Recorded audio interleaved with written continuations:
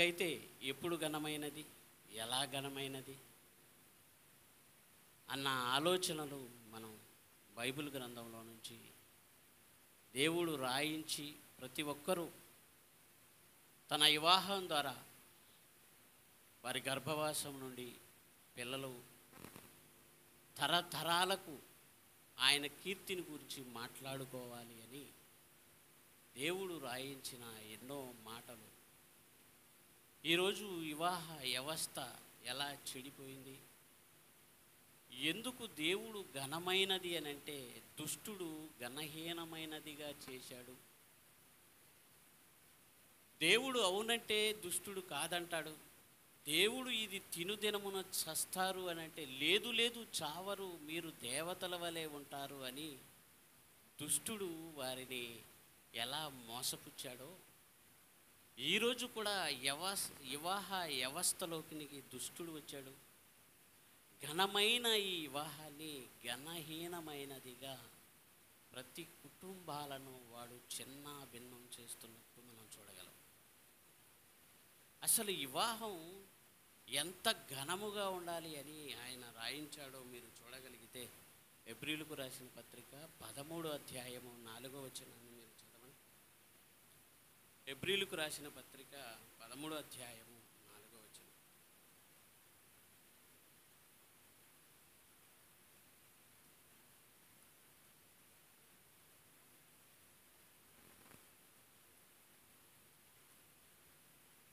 ఎబ్రీలుకు రాసిన పత్రిక 13వ అధ్యాయం 4వ వచనం.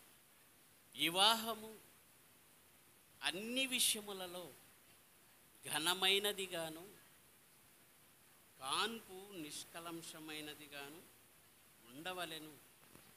వేశ్యాశాంగులకును వ్యభిచారులకును దేవుడు తీర్పు తీర్చును. ధనాపేక్ష లేని వారై మీకు కలిగిన వాటితో తృప్తి పొందియుండుడి. నిన్ను ఏమాత్రము విడువను, నిన్ను వెన్నడను వెడబాయను అని ఆయనే చెప్పెను కదా. కాబట్టి ప్రభు నాకు సహాయకుడు, నేను భయపడను, నరమాత్రుడు నాకు ఏమి చేయగలడని మంచి ధైర్యముతో చెప్పగలవారమై ఉన్నాము అంటున్నాడు. ఇక్కడ అపోస్తుడైన పౌలు గారు ఈ పత్రికలో రాయిస్తూ వివాహము అన్ని విషయములలో ఘనమైనది అని మాట్లాడుతూ ఈ వివాహ వ్యవస్థలోనికి ఏమొచ్చిందంటే ధనము వచ్చింది అంటున్నాడు మొదట. 2, దుష్టుడు నెమ్మదిగా ప్రేమ వివాహాలను తీసుకొచ్చాడు. ఆయన ఘనమైనదిగా ఈ వివాహం ఉండాలి అనుకుంటే దుష్టుడు ఏం చేశాడంటే ప్రేమ వివాహాలలోనికి తీసుకొస్తున్నాడు యువతని. అందుకే చూడండి, ఈరోజు ఫ్యామిలీ కోర్టులు ఎక్కువైపోయాయి. వాళ్ళని అడుగుతున్నప్పుడు ఏమండి ఎందుకు ఇన్ని కోర్టులు వెలిసాయి, ఎందుకు వాళ్ళు విడిపోతున్నారంటే అందులో ఉన్న అతను చెప్తున్న ఒక్క చిన్న మాట చూసి ఆశ్చర్యం వేసింది. ఏమి లేదన్నా వాళ్ళు విడిపోవటానికి పెద్ద కారణం ఏమి లేదు, చిన్నిదేనా అన్నాడు. ఏంటి అని అంటే ఇదిగో భార్య అంటుందంట, నేను వివాహం అవ్వగానే నా తల్లిదండ్రులను వదులుకొని వచ్చాను కనుక నీవు కూడా నీ తల్లిదండ్రులను వదులుకొని రావాలి. అలా రానందుకు అతన్ని బాధ పెట్టడం, ఇదిగో నువ్వు వస్తే కానీ నేను నీతో ఉండను అని వెళ్ళిపోతున్నారన్న. ఇంతేనన్నా చిన్ని కారణాలు. అంటే వివాహ వ్యవస్థ ఏమైపోయిందంటే దేవుడు ఘనమైనదిగా చూడాలి అనుకుంటే ప్రారంభంలోనే ఘనహీనమైనదిగా మారి ఎన్నో కుటుంబాలు చిన్న భిన్నమవుతున్నాయి. ప్రారంభంలో దేవుడు చెప్పిన మాట, మీరు ఫలించి అభివృద్ధి పొంది విస్తరించి భూమిని నిండించారు. ఇన్ని మాటల్లో ఉన్న పరమార్థం ఏంటంటే నాకు పిల్లలు కావాలి. ఎందుకు దేవుడు ఘనమైనది అన్నాడని ఏ రోజన్నా మనం ఆలోచిస్తే దేవుని సంకల్పం వివాహం ద్వారా నెరవేరుతుంది కనుక అన్ని విషయములలో వివాహము ఘనమైనదిగా ఉండాలనుకున్నాను. దేవుడు రాయించిన మాట మీరు చూడగలిగితే ఆదికాండము 2వ అధ్యాయము 22వ వచనం. ఆదికాండము 2వ అధ్యాయము 22వ వచనం. తరువాత దేవుడైన యెహోవా తాను ఆదాము నుండి తీసిన ప్రక్కటెముకను శ్రేణిగాను నిర్మించి ఆమెను ఆదాము నొద్దకు తీసుకొని వచ్చాను. అప్పుడు ఆదాము, నా ఎముకల్లో ఒక ఎముక, నా మాంసములో మాంసము, ఇది నరున నుండి తీయబడినది గనుక నారీ అనబడును. కాబట్టి పురుషుడు, ఇక్కడ నుంచి చూడండి బాగా, పురుషుడు తన తండ్రిని తల్లిని విడిచి భార్యను హత్తుకొనును. భార్యను హత్తుకొనును అంటే ఇక్కడ మాట్లాడుతూ ఒక చక్కటి విషయాన్ని రాయించిన మాట ఏంటంటే పురుషుడు తన తల్లిని తండ్రిని విడిచి భార్యను హత్తుకుంటారు. ఎందుకు అనంటే వారు ఏక శరీరము. ఈరోజు వారిని వివాహం తర్వాత మరణమే విడదీయాలి అని దేవుడంటే, ఈరోజు వివాహాలను విడదీయటానికి కన్న తల్లిదండ్రులే కారకులవుతున్నారు. కనుక వివాహం అన్ని విషయంలో ఘనముగా ఉండాలి. ఎందుకు ఘనముగా ఉండాలంటే వారి గర్భవాసము నుండి నాకు పిల్లలు కావాలి, వారు తరాలకు ఆయన కృపలో వెదుగుచు ఇదిగో ప్రతి తరాలకు నా గురించి చెప్పాలి అని దేవుడు అనుకున్నాడు. అందుకే దేవుడు వివాహ వ్యవస్థలోనికి వస్తున్నాడు. మీరు ఎవరిని పెళ్లి చేసుకోవాలంటే అన్య స్త్రీలను మీరు పెళ్లి చేసుకోకూడదు అని పాత నిబంధనలో ఖచ్చితంగా రాయించాడు.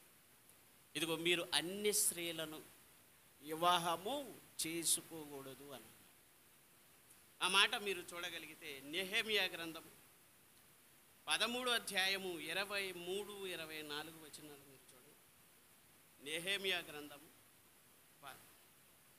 ఆ దినములలో అష్టోదు, అమ్మోను, మోయాబు సంబంధులైన స్త్రీలను వివాహము చేసుకునిన కొందరి యూదులు నాకు కనబడిరి. వారి కుమారులలో సగము మంది అష్టోదు భాష మాటలాడు వారు ఆయా భాషలు మాటలాడువారు కానీ యూదుల భాష వారిలో ఎవరికి రాదు. వీళ్ళు ఎవరిని వివాహం చేసుకున్నారు ఇశ్రాయేలులు అంటే కొంతమంది అష్టోదు, అమ్మోను, మోయాబు స్త్రీలను వివాహం చేసుకున్నటం వలన మదర్ టంగ్ అని తల్లి భాష వచ్చింది తప్ప తండ్రి భాష రాలేదు. అలా జరగటం వలన దేవుడికి ఒక తరము దూరమైపోయింది. అందుకే ఖచ్చితంగా చెబుతున్నాడు, మీరు అన్య స్త్రీలను వివాహము చేసుకోకూడదు. మీరు చేసుకోవటం వల్ల ఏమవుతుందంటే దేవుడికి ఒక తరము దూరం అవుతుంది అని చెప్తున్నాడు. మరి సొలొమోను అన్య స్త్రీలను చేసి పాపము చేయలేదా? నేను మీకు చెప్పాను కదా, అన్య స్త్రీలను మీరు వివాహము చేసుకోకూడదు.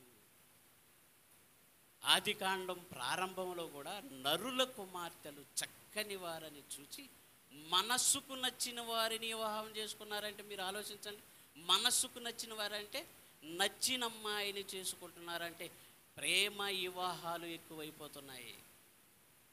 ఒరే, మనం దేవుణ్ణి నమ్ముకున్నాం, వారు అన్య స్త్రీలు వద్దురా అంటే ఏమంటున్నాడు తెలుసా? నేను మార్చుకుంటాను.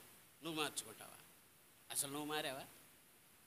ప్రతి ఒక్కళ్ళు చెప్తున్న మాట ఏంటంటే మనం దేవుని పిల్లల్నే చేసుకోవాలి అని అంటే లేదు నేను మార్చుకుంటాను అని. తల్లిదండ్రులు ఏం చేస్తున్నారంటే పోనీలే, వాడు అడుగుతున్నాడుగా, లేదురా నా మాట వినరా, వయసుకు వచ్చిన నీకు నేను పెళ్లి చేయనా, మేము చూస్తాం కదా అంటే లేదు ఈ వివాహం చేయకపోతే నేను చచ్చిపోతాను అని తల్లిదండ్రులు బెదిరిస్తున్నారు. వాళ్ళు కూడా ఏం ఆలోచిస్తున్నారంటే ఏముందిలే, బైబిల్లో కూడా ప్రేమ వివాహాలు ఉన్నాయి. యాకోబు రాహేలును ప్రేమించలేదా? వాడు ఎలా పెరిగితే ఏంటి? ఇదిగో రాహేలుని యాకోబు ప్రేమించి 7 సంవత్సరాలు కొలువు చేశాడు. బైబిల్ కూడా ప్రోత్సహిస్తుంది కదా ప్రేమ వివాహాలని అనుకుంటున్నారు. ఒకసారి మీరు ఆ మాట చూడగలిగితే ఆదికాండము 29వ అధ్యాయము 20వ వచనం. ఆదికాండము 29వ అధ్యాయము 20వ వచనం. యాకోబు రాహేలు కోసము 7 సంవత్సరములు కొలువు చేసెను, అయినను అతడు ఆమెను ప్రేమించుట వలన అవి అతనికి కొద్ది దినములుగా. సేవకులంతా ఎలా ప్రసంగాలు చేస్తున్నారు? ఇగో అన్నను మోసం చేశాడు, నాన్నను మోసం చేశాడు, పారిపోయాడు, సిరియా దేశం వెళ్ళగానే అక్కడ రాహేలు ఎదురుపడింది, ఆమె చక్కనిది, ప్రేమించాడు, పెళ్లి చేసుకున్నాడు, 7 ఏళ్ళు కొలువు చేశాడు అని మాట్లాడుతున్నాడు. అంటే మన ఆలోచనలు భక్తుల జీవితాల మీద రుద్దుతున్నాం, చూసారా? అలాగైతే యాకోబు నిజంగానే పారిపోయి, ఇదిగో అన్నను మోసం చేసి పారిపోయి సిరియా దేశంలో రాహేలు ఎదురుపడగానే చక్కనిదని చూసి వివాహం చేసుకున్నాడా? అలాగైతే మరి దేవుడు, ఇదిగో నేను అబ్రహాము దేవుడును, ఇస్సాకు దేవుడును, యాకోబు దేవుడునని దేవుడు యాకోబు గురించి కూడా చెబుతున్నాడు అంటే నిజంగా యాకోబు లోక సంబంధంగా ఆలోచించి పారిపోయి ప్రేమించాడంటే లేనే లేదు అని ఖచ్చితంగా చెప్పవచ్చు. మరి ఎందుకు యాకోబు వెళ్ళాడు, సిరియా దేశానికి ఎందుకు వెళ్ళాడు అని మనం చూడగలిగితే ఒక చక్కటి మాట రాయబడింది చూడండి. హోషేయ గ్రంథము 12వ అధ్యాయము 12వ వచనం. 12వ అధ్యాయము 12వ వచనం.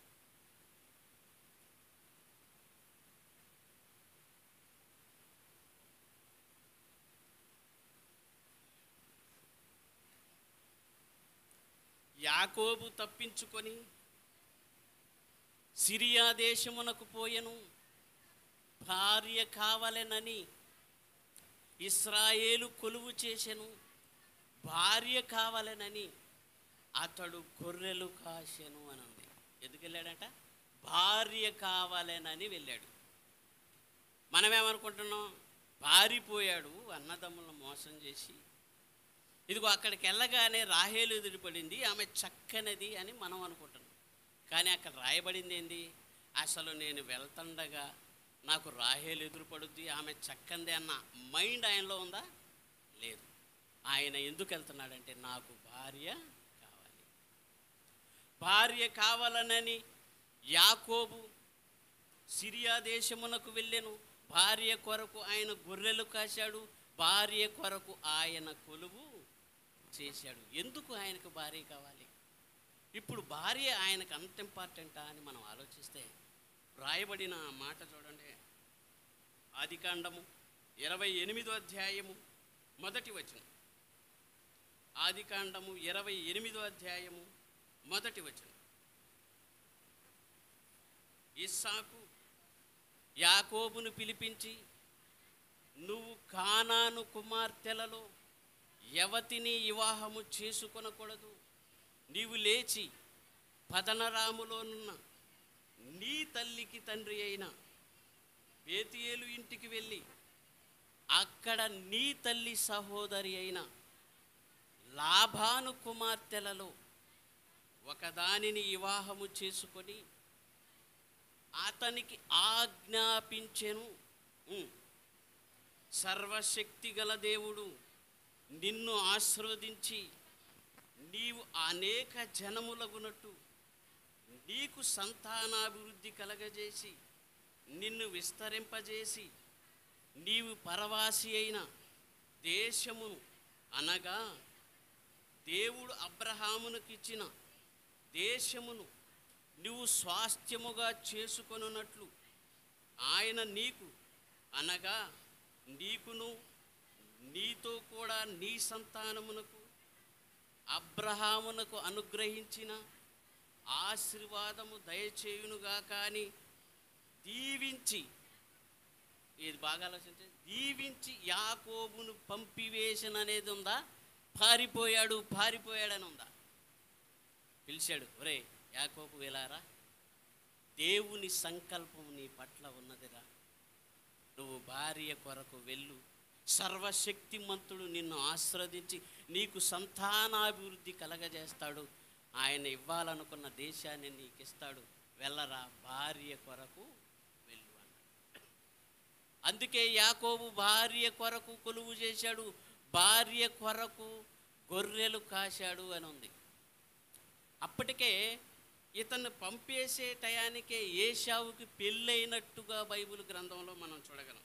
ఆ మాట మీరు చూడగలిగితే ఆదికాండము 27 ఆదికాండము 27 మరియు రిఫ్కా ఇస్సాకుతో, హేతు కుమార్తెల వలన నా ప్రాణము విసికెను, ఈ దేశరాండ్రైన హేతు కుమార్తెలలో వీరి వంటి ఒకదానిని యాకోబు పెళ్లి చేసుకుని ఎడల నా బ్రతుకు వలన నాకేం ప్రయోజనం అంటారు. అంటే ఏశావుకు పెళ్ళి అయిపోయింది. ఆ పెళ్ళి అయిపోయిన తర్వాత రెఫ్కమ్మ గారు అంటున్నాడు, ఈ పెళ్ళి అయిన కారణం నుంచి నాకు మనశ్శాంతే లేదు. ఒకవేళ యాకోబు కూడా ఏశావులాగా అన్య స్త్రీలను చేసుకుంటే ఇక నేను బతుకుండేందుకు, నా బ్రతుకు వలన నాకు ప్రయోజనం ఏంటి అని అంటారు. ఈరోజు కూడా చూడండి, ప్రేమ వివాహాలు వాళ్ళు మాట్లాడుకుంటున్నారు. ఇదిగో అమ్మా, మేము ప్రేమించుకున్నాం, పెళ్లి చేయకపోతే చచ్చిపోతాం అనేసరికి తల్లిదండ్రులు కూడా ఏం చేస్తున్నారు, భయపడిపోతున్నారు. వీళ్ళు మాట్లాడుకుంటూ, ఇదిగో ఈ పెళ్ళిలో ఎవరు మనకు అడ్డొచ్చినా ఒక్కటే నిర్ణయం, మన ఇద్దరం వెళ్ళి రైలు పట్టాల కింద తలకాయలు పెడదాం, ఎవడొడ్డొచ్చినా మన పెళ్ళి ఆగదాం. ఎవడొడ్డు ఎందుకు వస్తాడు చెప్పండి? ఆల్రెడీ దుష్టుడు మీలోకి వచ్చేసాడు, ఎవడన్నా వస్తాడా? అంటే తల్లిదండ్రులు బెదిరిస్తున్నారు.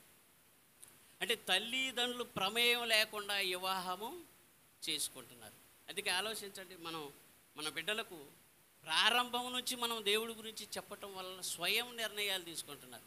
20 సంవత్సరాలు కని పెంచి వారిని ప్రయోజకులను చేసిన తర్వాత వాళ్ళు ఏం మాట్లాడుతున్నారంటే, మేము ప్రేమ వివాహాలు చేసుకుంటాం, నేను ప్రేమించానమ్మా అని చెబుతున్నారు. బట్టలు నీ ఇష్టమే, చదువు నీ ఇష్టమే, ఉద్యోగం నీ ఇష్టమే, ఇక పెళ్ళి కూడా వాళ్ళకి ఎవరా అవకాశం? ఆ మధ్య సహోదరుడు, నేను 2018లో చెప్పాను, మావోడు అప్పుడు హైదరాబాద్లో చదువుతాడు. ఎన్నో ప్రసంగాల్లో ఈ ప్రసంగం బాగా కదిలించింది. అప్పుల్లోనే నాకు ఆ వివాహాల గురించి దేవుడు ఎంత చక్కగా చెప్తే ఎవరో చెప్పరేంటి అనుకున్నాను. 17లో సేవ చేసే, 18లో చెప్పాను. అప్పుడు ఒక సంఘటన ఏంటంటే, మాది మంచి కుటుంబం అన్నా, ఇదిగో చెల్లి ఒకరిని ప్రేమించింది, చెప్పకుండా బ్యాగ్ సర్దుకొని వెళ్ళిపోయిందన్నా, ఈ విషయం నాన్నకి తెలిసి ఫ్యాన్ కురిపెట్టుకున్నాడన్నా, అమ్మ చూసి పిచ్చిదైపోయిందన్నా. అమ్మ ఏంటమ్మా అని అంటే, ఊకి ఫ్యాన్కి వెళ్ళే చదువుతుందంట. ఏం లేదురా, ఏం లేదు. లేదు ఏంటమ్మా ఊకి ఆలోచిస్తున్నావు? లేదురా, ఏం లేదురా, మైండ్ పని చేయట్లేదా అంటే, అది చూసిన నేను పిచ్చోడిని అయిపోయానన్నా. ఏంటన్నా ఈ కుటుంబం, మంచి కుటుంబం అన్నా, మా చెల్లి నన్ను ప్రేమించింది, అలా అని ఆమె ఏమన్నా సుఖపడ్డదంటే, ఇదిగో ఉట్టి చేతులతో వచ్చావు, చాకరీ చేయాల్సిందే, తప్పదు, ఏం తెచ్చావు అని హింస పెడుతున్నారు. ప్రేమించినోడు మమ్మ చెప్పినట్టు వినవలసిందే అని అంటున్నాడు. అలా అని ఆమె ఏమన్నా సుఖపడ్డదా? అమ్మ పిచ్చిదైపోయి, నాన్న చనిపోయి, నేను తాగుబోతున్నాయానన్నా అని చెప్తున్నాడు. ఎన్ని జరగలేదండి చెప్పండి? ఒక తల్లి అయితే అంటుంది, అమ్మా వద్దురా ప్రేమ వివాహాలంటే. లేదమ్మా, నేను అతన్నే చేసుకుంటాను అని ఆ బిడ్డ ముందే వెళ్ళి కిరోసిన్ పోసుకొని అంటించుకుంది. ఏంటి ఇలా మారిపోతున్నారు పిల్లలు? కానీ పెంచి 20 సంవత్సరాలు రాగానే వాళ్ళు ఏం ఆలోచిస్తారు తెలుసా? నా కొడుకు పెళ్ళిడికి వచ్చాడని వాళ్ళు వెతుకుతుంటారు. వాళ్ళు వెతికిన పెళ్ళిళ్ళు ఎలా ఉంటాయో తెలుసా? అటు 7 తరాలు, ఇటు 7 తరాలు. నువ్వు అమ్మాయి ఫోటో చూసుకోవటానికే టైం లేదు. అంటే నీ గర్భవాసం నుంచి రాబో తరాల గురించి ఎంత ఆలోచన కలిగి ఉన్నారు చూడండి. అందుకే ఏశావును చూసి తల్లి విసిగిపోతుంది. ఏశావులాగా యాకోబు కూడా చేసుకుంటే ఇక నేను బ్రతికి ఉండి ఎందుకు అని అంటుంది. అందుకే ఏశావు గురించి రాయించిన మాట, భ్రష్టుడు వాడు, వ్యభిచారి, ఇలాంటి తల్లిదండ్రులను హింస పెట్టినాడు, నువ్వు మారుతానన్నా నాకు వద్దురా అంటున్నాడు. నువ్వు మారతానన్నా నాకు వద్దురా అని అన్నాడు. వ్యభిచారి, ఒక పూట కూటి కోసము తన జ్యేష్ఠత్వపు హక్కుని అమ్మివేసుకున్న ఏశావు వంటి భ్రష్టుడు, వ్యభిచారి అయినను ఒకవేళ మీలో ఉండునేమో అని అంటున్నాడు. వద్దురా, తల్లిదండ్రుల మాట వినని నువ్వు, నాకు అవసరం లేదు, నువ్వు మారతానన్నా నాకు వద్దు అంటున్నాడు. ఆ మాట మీరు చూడండి, హెబ్రీయులకు రాసిన పత్రిక 12వ అధ్యాయము 16-17 వచనం. హెబ్రీయులకు రాసిన పత్రిక 12వ అధ్యాయము 16-17 వచనం.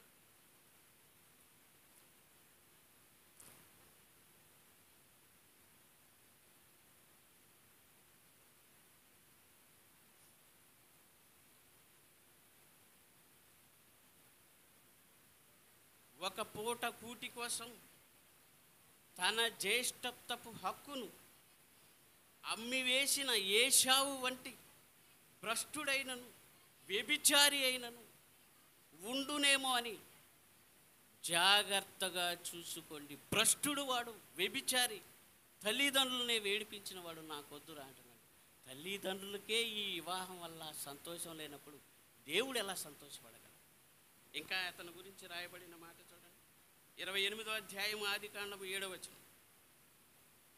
ఆదికాండము 28వ అధ్యాయము 7వ వచనం.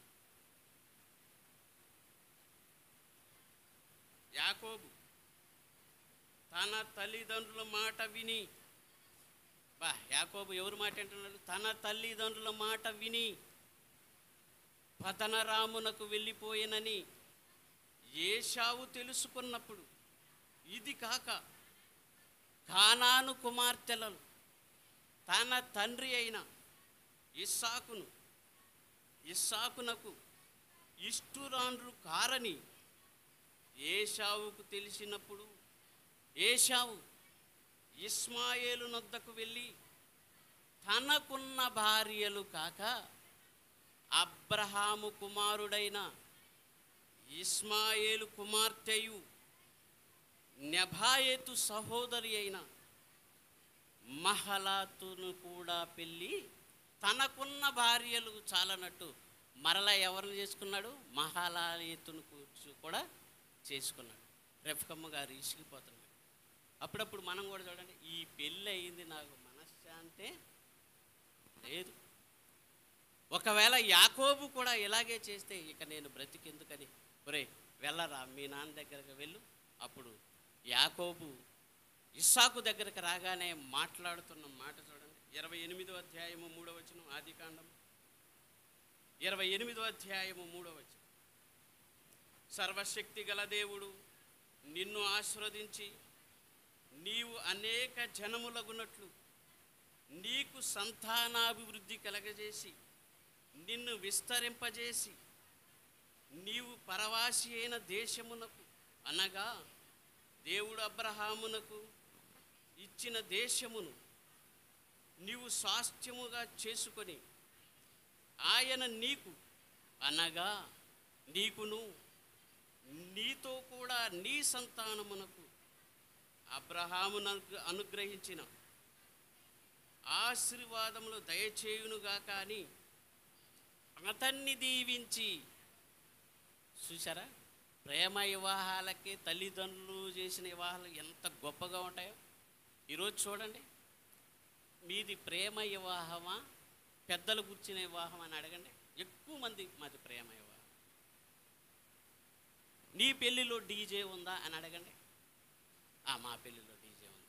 ఇంకెందుకు బాగుంటాయి కుటుంబాలు? పెళ్ళి అవ్వంగానే రోడ్ల మీద ఎగురుతూ గంతులేస్తూ, ఏమండి పెళ్లి కూతురు డ్యాన్స్ చేస్తుంది, పెళ్ళి కొడుకు పైగా ఏమంటున్నారు, మేము దేవుని పాటలే పెట్టుకుంటున్నామండి అంటున్నారు, మరలా డ్యాన్స్లు వేస్తున్నారు. నిన్నంతా దేవుని నామాన్ని అవమానపరిచి అన్యజనుల మధ్య మళ్ళీ తెల్లారే వచ్చి మందిరంలో క్రొత్త బట్టలు వేసుకొని వచ్చి, పాస్టర్ గారు మమ్మల్ని దీవించండి అని. అసలు ఎంత ధైర్యం, ఎన్ని గుండెలండి! నిన్నంతా దేవుని నామాన్ని అవమానపరిచి మళ్ళీ దేవాలయంలోకి వచ్చి మమ్మల్ని దీవించండి అని అడుగుతున్నాడు. అందుకే ప్రేమ వివాహాలు వద్దు అంటున్నాడు దేవుడు. ఇక్కడ యాకోబుని దీవించి, వెళ్ళు నాయన వెళ్ళు, దేవుని సంకల్పం నీ పట్ల ఉందిరా, భార్య కొరకు వెళ్ళు అనగానే సిరియా దేశం వెళ్ళాడు. వెళ్ళగానే ఆయనకి ఎదురుపడింది ఎవరు చెప్పండి? రాహేలు ఎదురుపడింది. అప్పుడు అనుకున్నాడు, ఇది నా తండ్రి ఆజ్ఞ, పరలోకపు తండ్రి సంకల్పం, ఈమె ఎడల ఉంది అని ఆమెను ప్రేమించాడు. ఆమె కొరకు కొలువు చేశారు, ఆమె కొరకు గొర్రెలు కాశాడు. యాకోబు ఇశ్రాయేలుడయ్యాడు. అతనికి 12 మంది పిల్లలు. ఆ 12 మందికి మూల పురుషుడయ్యాడు. ఆ 12 మందిలో యోధా గోత్రం ఉంది. యోధా గోత్రంలో నుండి ఎవరు వచ్చారు? మహనీయుడైన యేసు క్రీస్తు భూమి మీదకి వచ్చాడు. ఒక వివాహం దేవుని సంకల్ప ప్రకారం జరిగితే తరతరాలు ఆశ్రదింపబడ్డాయి. చూసారా? మహనీయుడైన యేసు క్రీస్తు పుట్టుకకు ఈ వివాహం కారణమైంది. దేవుని సంకల్ప ప్రకారం మన వివాహాలు జరగాలి. మరి ఆల్రెడీ ఇది తెలియకముందే మాకు జరిగిపోయింది అనుకుంటే మోకరించి ప్రార్థన చేసి మీ గర్భవాసం నుంచి వచ్చే పిల్లలనైనా దేవుని కొరకు పెంచాలి, దేవుని మీద ఆధారపడాలి. సుబుద్ధి గల భార్యని యెహోవా ఇచ్చు దానం అన్నాడు. ఒరే నేను ఇస్తాను రా అంటున్నాడు. నీకు జన్మనిచ్చాను, నీకు ఆరోగ్యాన్ని ఇచ్చాను, 20 సంవత్సరాల వరకు నిన్ను కాపాడుకున్న నీకు భార్యని ఇవ్వలేనా అంటున్నాడు దేవుడు. ఒరే నేను ఇస్తాను రా, నీకు సుబుద్ధి గల భార్యని ఇస్తాను, నా మీద ఆధారపడు అని అంటున్నాడు. తల్లిదండ్రులు అలా పిల్లల్ని ఎలా పెంచాలి? దేవుని కొరకు పెంచాలి. అలా పెంచారు. నిజంగా యాకోబు తండ్రి ఎంత గొప్పవాడో తెలుసా? ఇస్సాకు తండ్రి యాకోబు. అబ్రహాము ఏమన్నాడో తెలుసా? నాయనా నా కొడుకు వయసుకు వచ్చాడు అని తన పెద్ద దాసుని పిలిచి అతని కొరకు భార్యను తీసుకొని రాపో. తండ్రే తెచ్చి ఇచ్చేంత వరకు 40 సంవత్సరాలైనా ఎవరి వెంట పడని మనిషి ఎవరంటే మనకు ఇస్సాకు గారు కనపడతారు. ఆ ఇస్సాకు గారు గర్భవాసాన ఎవరు పుట్టాడు అంటే ఇదిగో యాకోబు పుట్టాడు. యాకోబు భక్తికి తగ్గట్టు ఎవరు పుట్టాడంటే యేషోబు గారు పుట్టాడు. యేషోబు గారు పుట్టాడు. ఒక్కసారి ఆలోచించండి. పాత నిబంధనలో తన యవ్వన కాలాన్ని కాపాడుకున్నది యేషోబు అయితే, క్రొత్త నిబంధనలో యేషోబు కంటే గొప్పవాడు మహనీయుడైన యేసు క్రీస్తు. యేషోబు ఎంత చక్కగా బ్రతికాడు అని అంటే నిజంగా మనం చరిత్రలో చూడలేదా? ఎప్పుడు కూడా ఏమండి మా పిల్లలు బాగుండాలి అనకండి. మీరు బాగుంటే మీ పిల్లలు బాగుంటారు. మీరు బాగోకుండా మా పిల్లలు బాగోవాలంటే మరి అలాగైతే మనం పిల్లల్ని ఎలా పెంచాలి? 2 వచనాలు చూపించి ప్రార్థన చేస్తాను. మీరు చూడగలిగితే నిర్గమకాండము 2వ అధ్యాయము 1వ వచనం. నిర్గమకాండము 2వ అధ్యాయము 1వ వచనం. లేవి వంశస్థుడొకడు పెళ్ళి లేవి కుమార్తెని వివాహము చేసుకొనెను. ఆ స్త్రీ గర్భవతి అయి కుమారుణ్ణి కని చాలా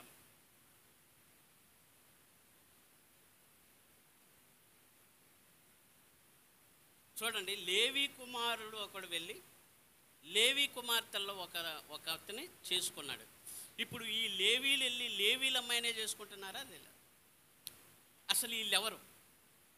ఏమని చేసుకున్నాడని ఎందుకు రాయబడింది మనం చూడగలిగితే సంఖ్యాకాండము 26వ అధ్యాయము 59వ వచనం. 26వ అధ్యాయము 59వ వచనం సంఖ్యాకాండం.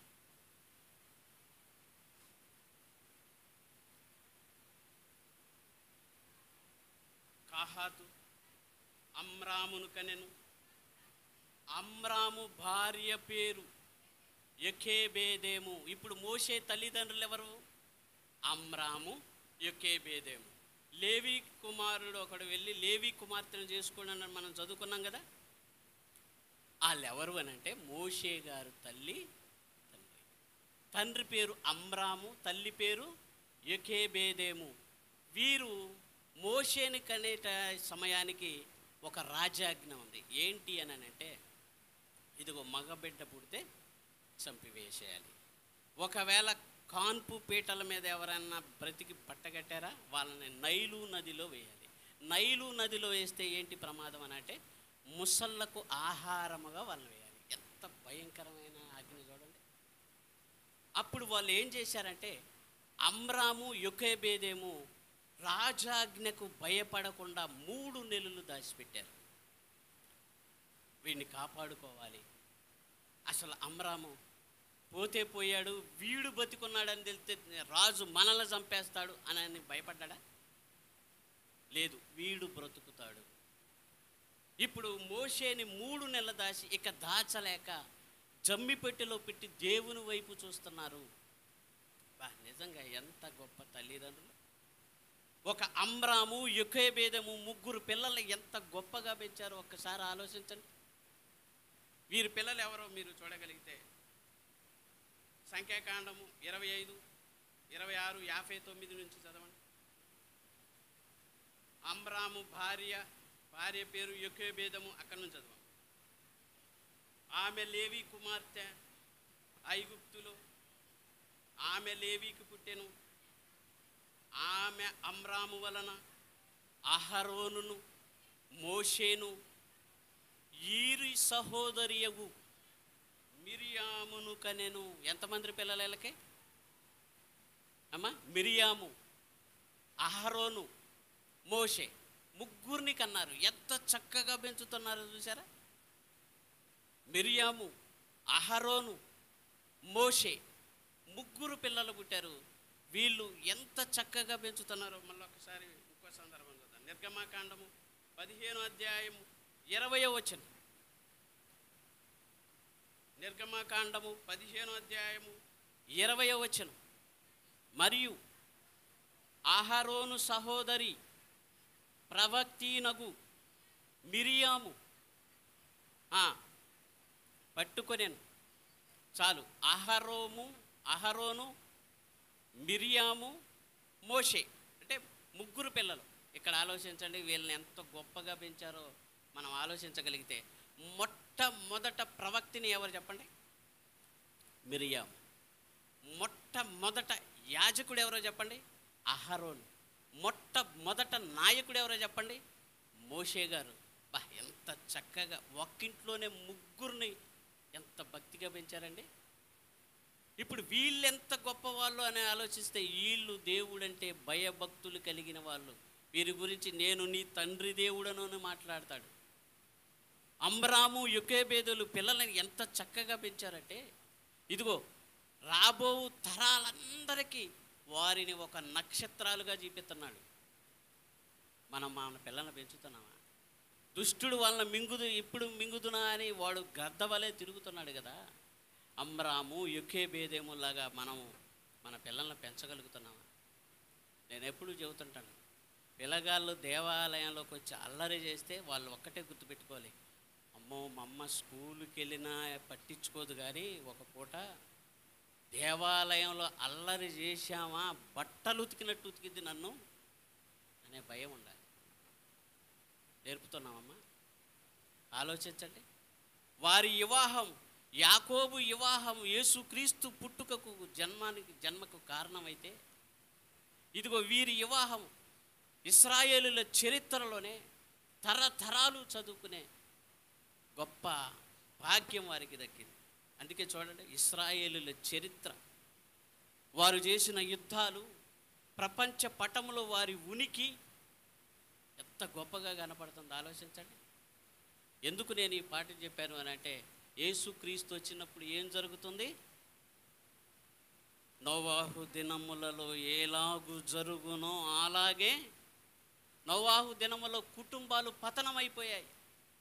నరుల కుమార్తెలను చేసుకున్నారు. దేవుని కుమారులు నరుల కుమార్తెను, ఎవరిని? మనస్సుకు నచ్చిన వారిని ప్రేమ వివాహాలు. మరలా అదే జరుగుతుంది. కుటుంబ వ్యవస్థే పాడైపోతే సృష్టిని ఎందుకు ఉంచాలి? నేను నా సంకల్పం, తరతరాలు వారి గర్భవాసం నుంచి పిల్లలు రావాలి. ఆ పిల్లలు నా గురించి మాట్లాడాలి. రాబో తరములకు, మీ బిడ్డలకు, వారి బిడ్డలకు నా సంకల్పం చెప్పాలి అని ఎన్ని మాటలు రాయించాడు. అదే జరగనప్పుడు, కుటుంబ వ్యవస్థే పాడైనప్పుడు ఈ ప్రకృతిని నేను ఎందుకు ఉంచాలి అని అంటున్నాడు. నక్షత్రాలు రాలిపోతాయి. సూర్యుడు, చంద్రుడు, నక్షత్రాలు యేసుక్రీస్తు రాకడలో రాలిపోతాయి. అంటే అర్థం ఏంటో తెలుసా? ప్రకృతి నాశనంతో పాటు కుటుంబ వ్యవస్థ కూడా పతనం అయిపోద్ది అన్నాడు. సూర్యుడు ఎవరు చెప్పండి? సూర్యుడు ఇంటికి యజమాని. చంద్రుడు ఎవరు? ఇంటికి యజమానురాలు స్త్రీ. నక్షత్రాలు ఎవరు? వారి పిల్లలు.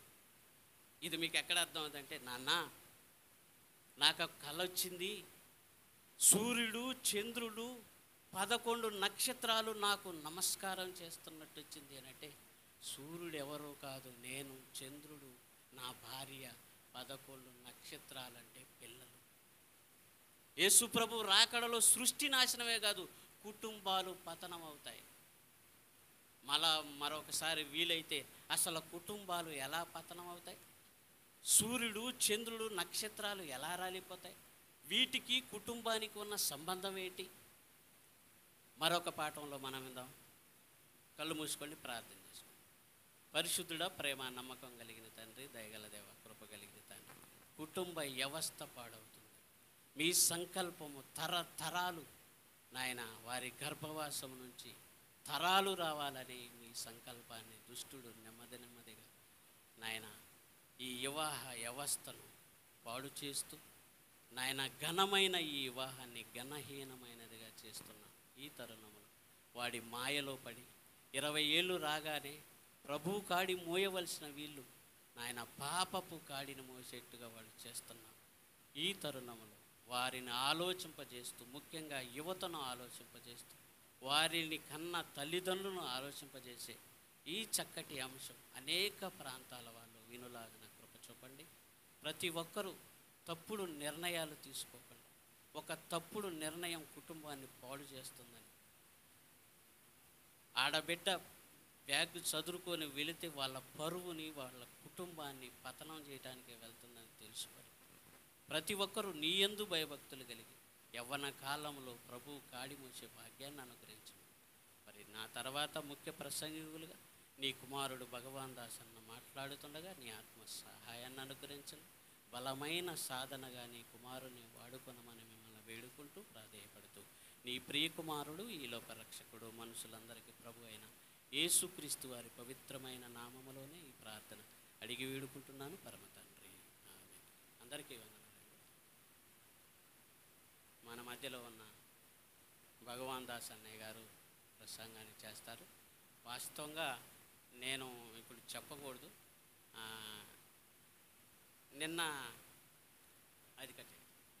నిన్న తెనాలి వెళ్ళినప్పుడు ఈ ప్రసంగం చెప్పాను. వాళ్ళు రికార్డ్ చేయలేదు. అక్కడ ఉన్న వాళ్ళందరూ స్త్రీలు లేచి వచ్చి కళ్ళెమ్మటి నీళ్ళు